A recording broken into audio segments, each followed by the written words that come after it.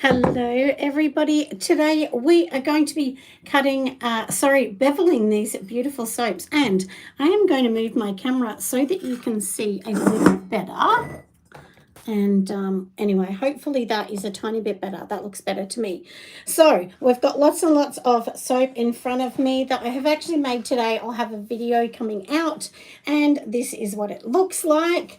So this is a beautiful coconut soap. So this is has coconut.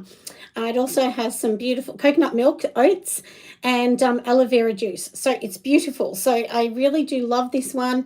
I've undone it this morning, and my video for this one will be coming out super soon. So I promise to bring this one out soon, and I have lots of little pieces that I can give away, which is super good, you know, when we do some orders and things like that.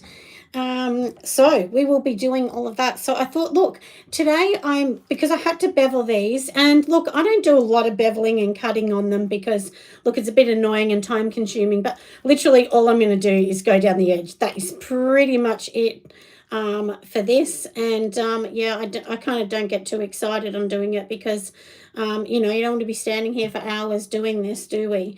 But literally that's all I do on these. Now I thought, while I'm doing this, maybe we will have a little chat about there's a few things, you know, mainly about oils, because you know, I do get a lot of people asking me about oils, like why would they use a certain oil in soap making and why wouldn't they use an oil in soap making.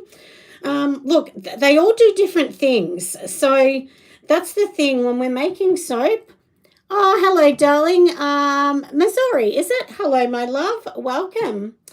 Yeah, so, you know, when we're making soap, it's not a matter of just going, well, I have that oil in the cupboard, let's just use it up. I mean, you could do that if you just want to make something simple for yourself. Hi, Tammy, darling. Welcome. So, you know, that's kind of where my thing is with that. You know, you can use any oil, but at the same time, what you want to do is you want to actually just, Arkansas, is it? So, hello, darling. Yeah, so basically what you want to know is, you know, why are you using that oil? What's it actually going to bring to your soap? Because you might want a soap that's really cleansing, like if it's for a workman, you know, and they've got really grubby hands, like my son's a roof tiler, and they get filthy hands as well. Oklahoma, hello, my love. Welcome.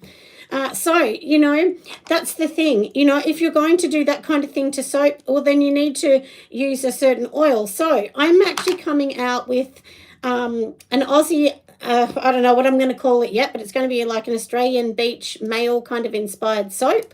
And, you know, it's going to be more higher on the coconut oil, and it's probably going to be a salt bar, to be honest with you, because the thing is, you know, you got to kind of think of what the soap's going to bring, you know, like what are you trying to do with this whole thing. And I mean, there's so many things involved in what we do with all these things, isn't it? But, you know, so to give you an idea, if you're going to make a soap that, you know, is for a tradie, a tradesman, then maybe you want it to be a little bit rough. Maybe you want to you know, put your oils in and then put some exfoliation in. But if you use something like coconut oil is really, really good because, number one, it's going to give lots of bubbles. Number two, it's quite cleansing. So, and you probably want it cleansing if it's for, you know, to clean a tradie's hand. But at the same time, you don't want to strip their hands. So then maybe you can add some things like avocado oil that has a lot more fat in it. And, you know, if you use tallows and things like that, you can put that in because that really does help. Personally, for me, I don't use tallows or any animal products in my soap. Now, the reason for it is, honestly, and I didn't plan it this way, it just kind of happened.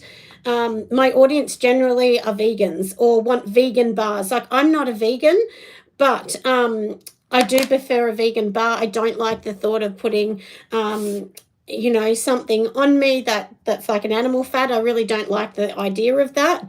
And there's nothing wrong with it. It's just that's me personally. So yeah, so you do have to think about like your recipe and what you're doing with things and so on. So there's a lot of things to think about when you're making a soap. And this particular soap, I used only 3 oils.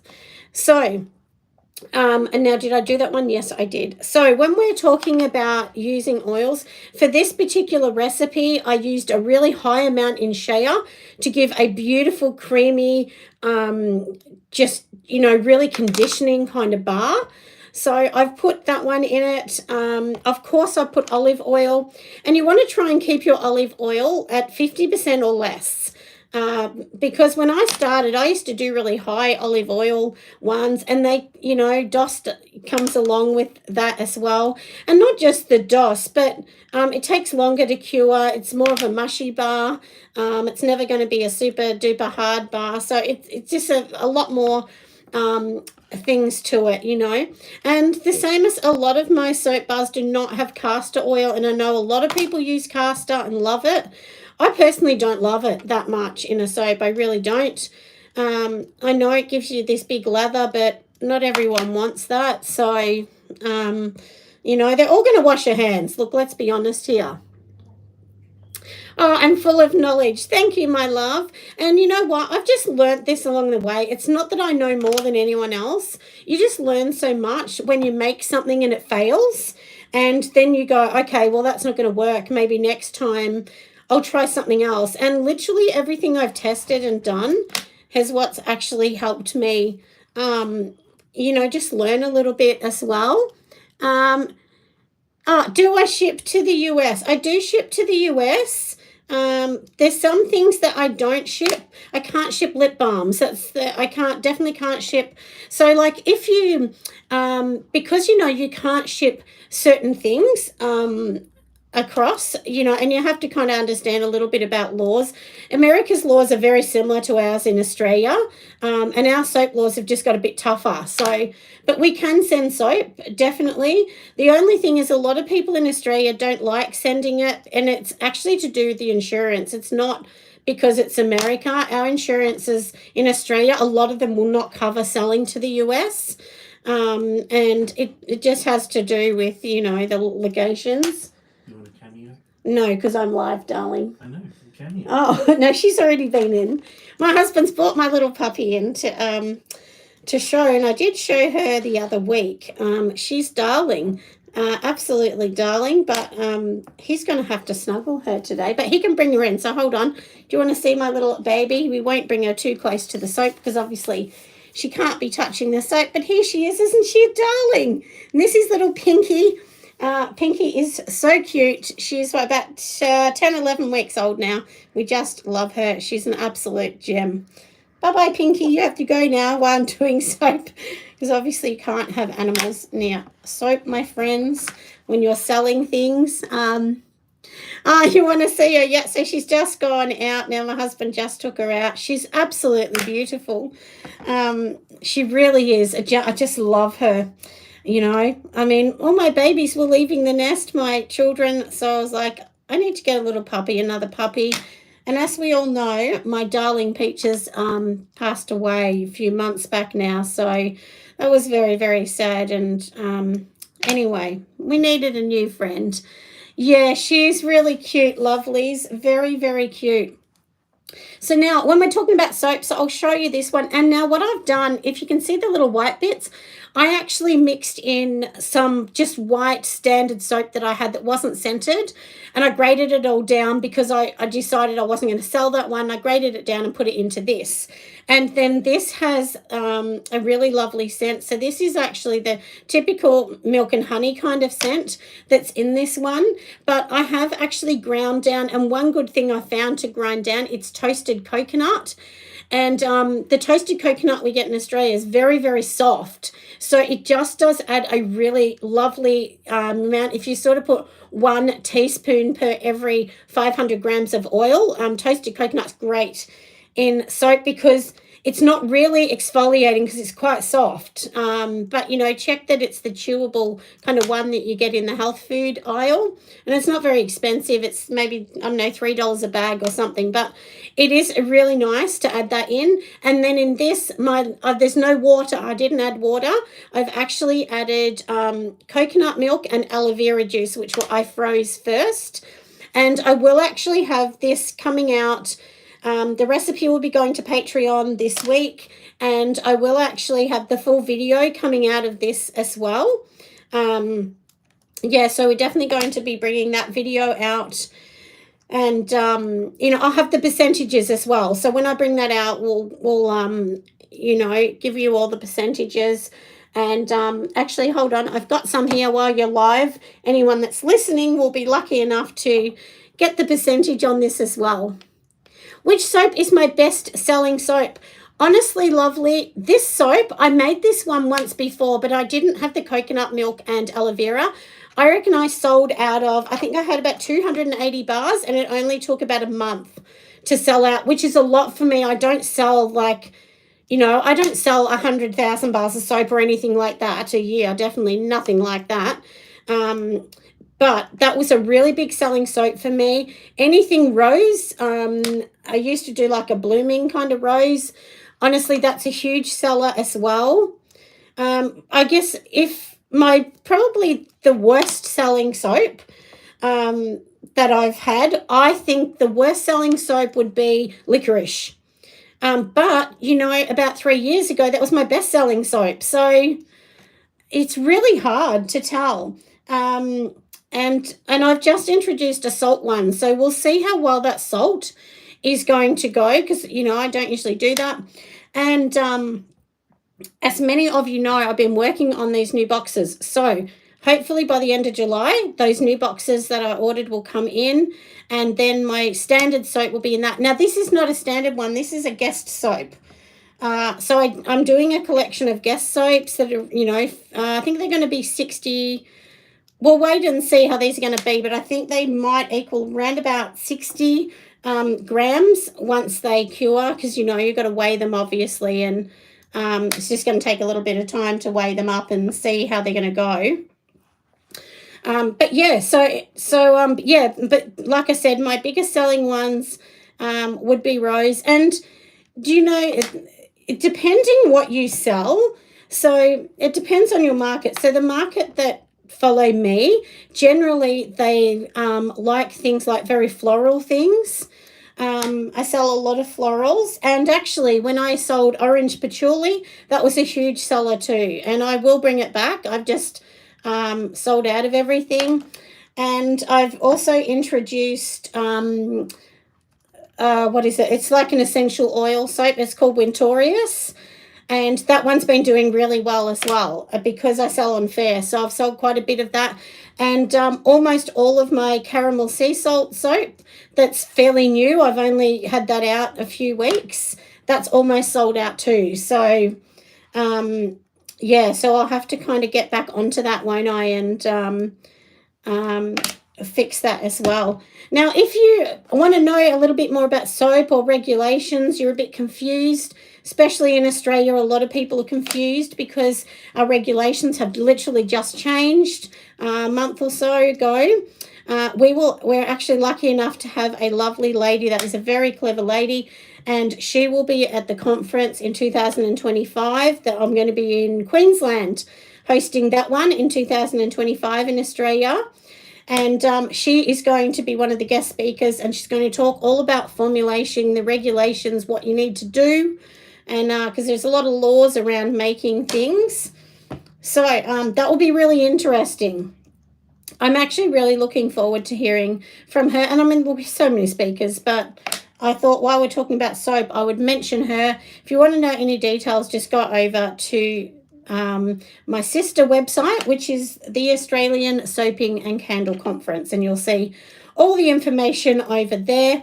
And I have a super big surprise for lots of you. We are going to be lucky enough, one of the prizes that will be done that are going to be given away, and anyone can get this prize, but you must have a ticket, whether you're in person or online. So it doesn't matter what country you're from, you can win this prize.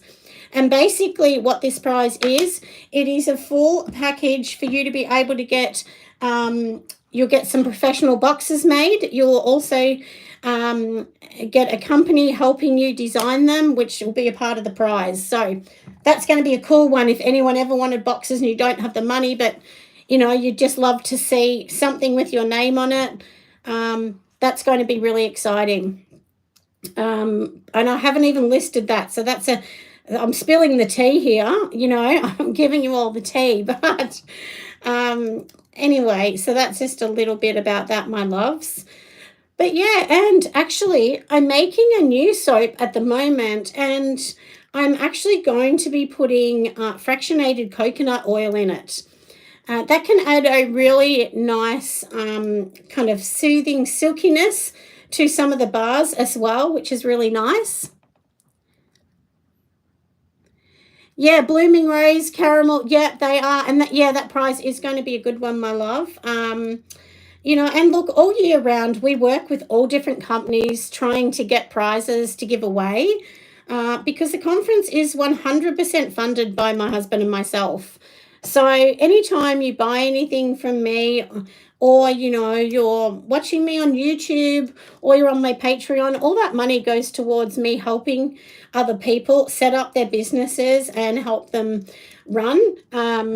You know, that's really my whole goal. That's what it's about. And we have been lucky to have a couple international speakers even fly out to Australia, and they love the whole idea of what we're doing, you know. So I don't make any money at all out of the conference.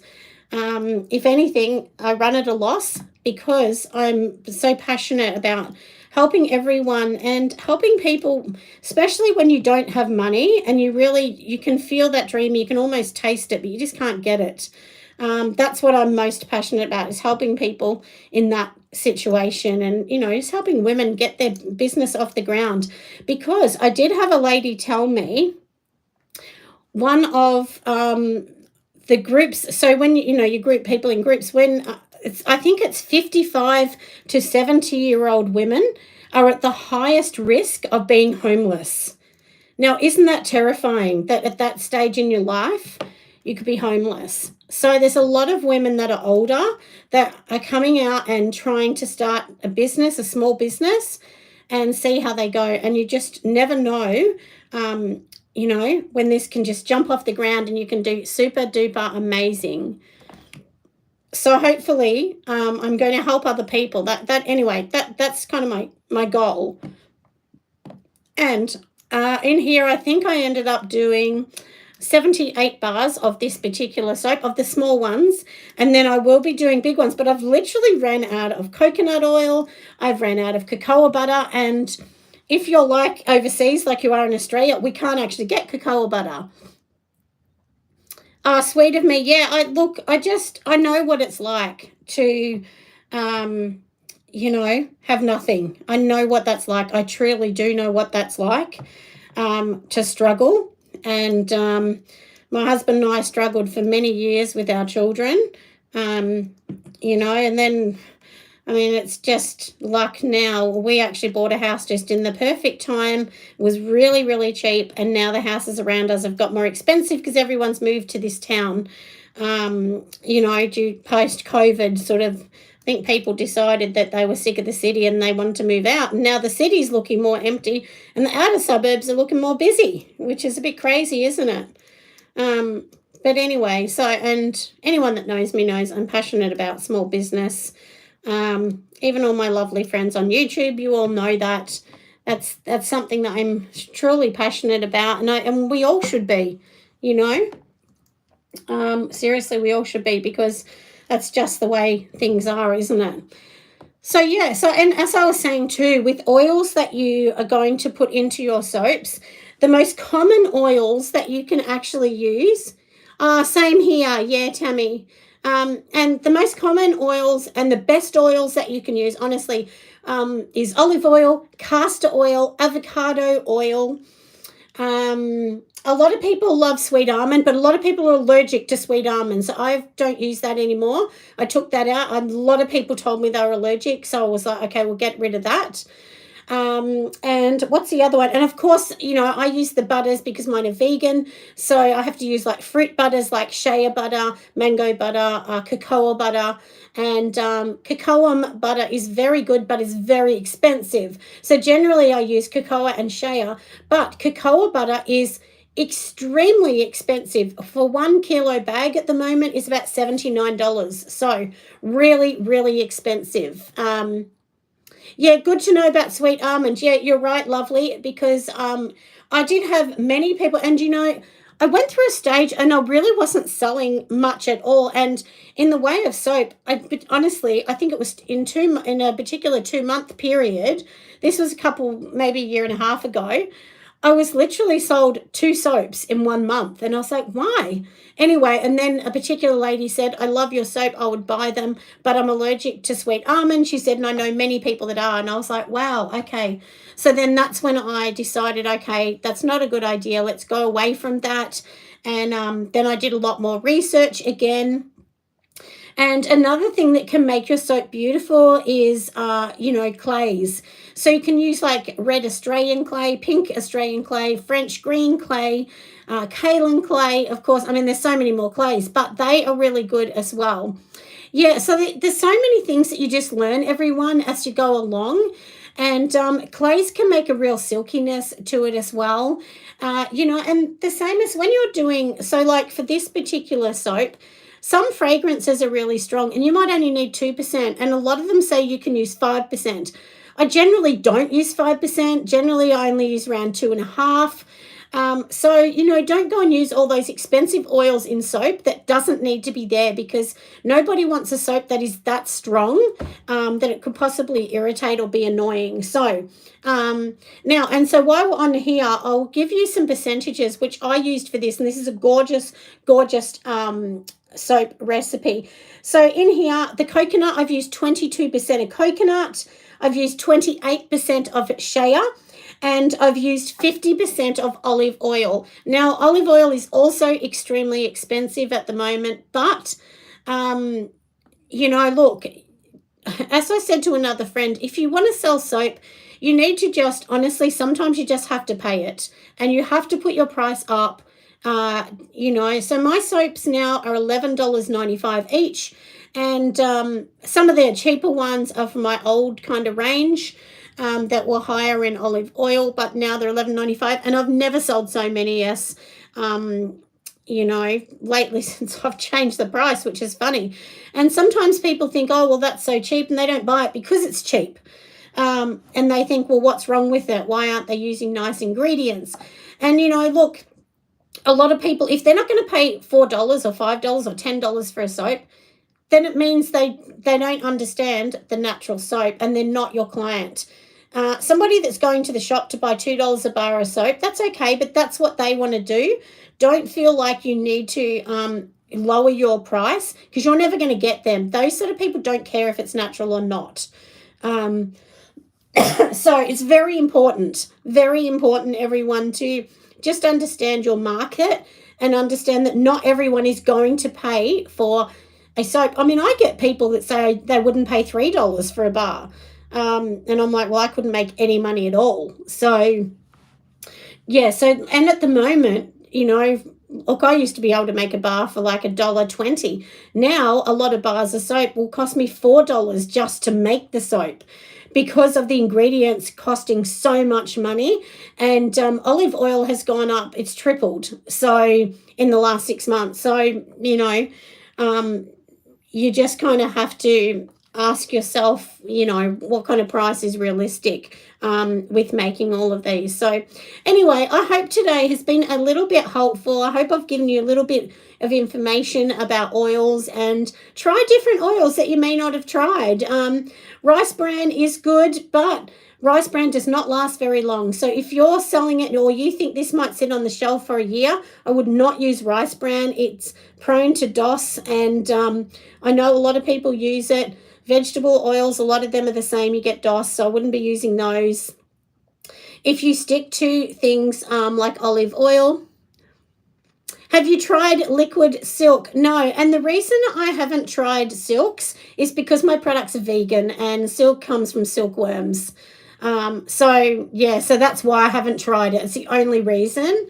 And look, every now some of my things aren't vegan, like my lip balms are not, because I use beeswax in them. And look, even with that, I have actually tried to do vegan ones and I just don't think they're as nice. So that's why I just keep to the beeswax with my lip balms. So everything I do is pretty much trying to keep to vegan. And now I have a number of stores that stock most of my range. Like they stock not just one thing, but they'll stock lots and lots, and it's easier for them too. And also I'm designing, they're called tents, so they kind of come up like a triangle, I guess, and then you put all your information on, and when you sell products wholesale, you give them to the wholesale and they put them on the shelf. It helps with your branding and it helps them sell it, and then that will kind of have like a vegan kind of stamp with it as well. So it's a bit exciting, isn't it? So my first lot of soap boxes will come in. And if you're doing soap boxes too, rather than do one for oat, one for mint, and one for something else, if you just keep them the same, and you can just attach a sticker to say the particular scent of it on the bottom. That's an easy way to start off, rather than having thousands of different soap products. And you'll see some companies that sell heaps and heaps, and they just keep to all the same box or all the same candle box. Too, and it really does help your brand a lot get off the ground. The more products that I have professionally, the boxed, honestly, the more I sell. So it's just the way it is, friends. Anyway, I hope you've enjoyed today. Like I said, if you want to buy any of my products this weekend, because it's the end of Australia's financial year, our tax year cuts off at the end of June. So we're a bit different to America. And so if you want to buy anything, it is, I think, 25% off my store. And if you're coming to the conference, go over there because it's 20% off the tickets only for this weekend, which will cut off tomorrow night at midnight. Anyway, I'll see you next time. Bye, friends.